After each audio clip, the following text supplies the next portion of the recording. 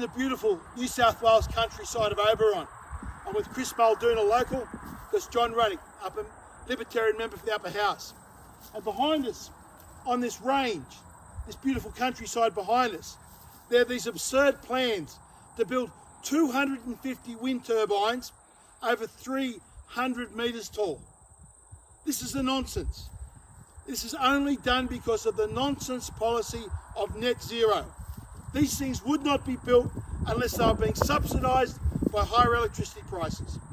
And like we see everywhere around the world, the more intermittent generation that comes into the grid, the higher electricity prices go. So these things may be no good for the economy, but most of all for the people of OBERON, they're going to be no good for their local environment. And Libertarians say, let's scrap net zero, end the subsidies, and let OBERON enjoy its beautiful natural environment. Chris, mate, would you like to say something? You're a local that lives here. What's this going to do? What's the local feeling about this? Well, it's a mad rush. It is the more considered decisions made.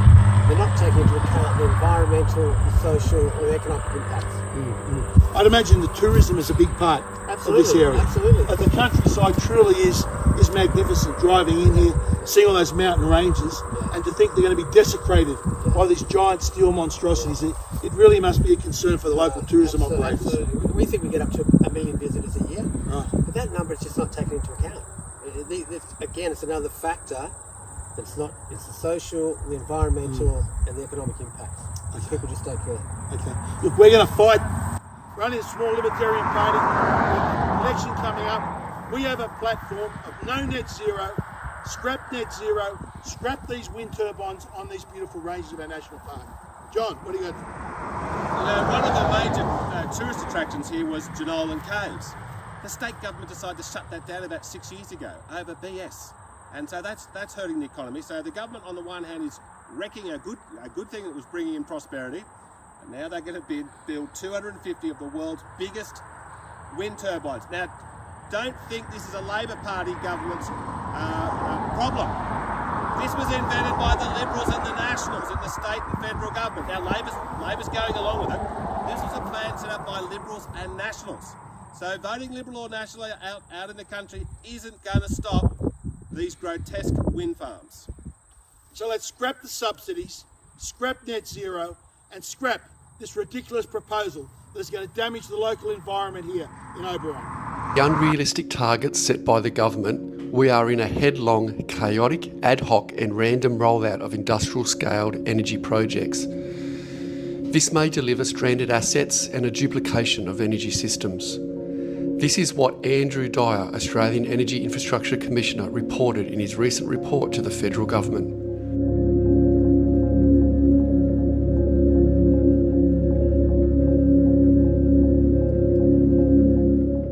Here, surrounding the townships of Oberon, Trunky Creek, Baraga, Black Springs and hard up against Abercrombie National Parks, Canangra Boyd National Park and Jenolan Caves, hundreds of wind towers are planned, towering to 300 metres in height.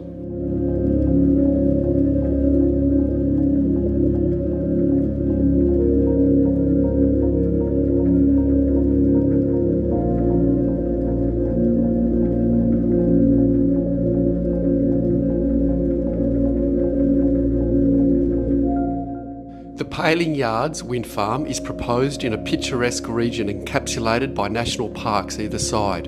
It will consist of 47 turbines.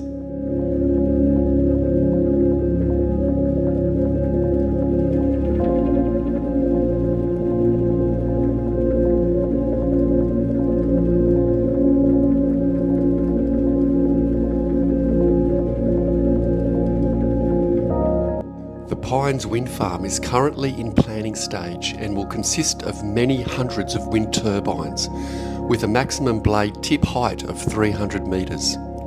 It will cover Gurnang State Forest, Vulcan State Forest and Mount David State Forest.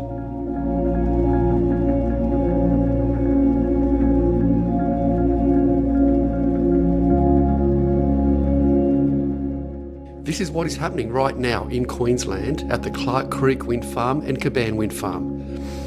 Vast earth moving is required for temporary infrastructure.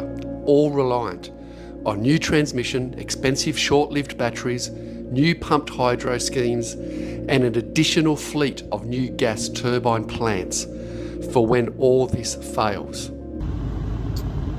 Authorised by Craig Kelly, Libertarian Party, Sydney.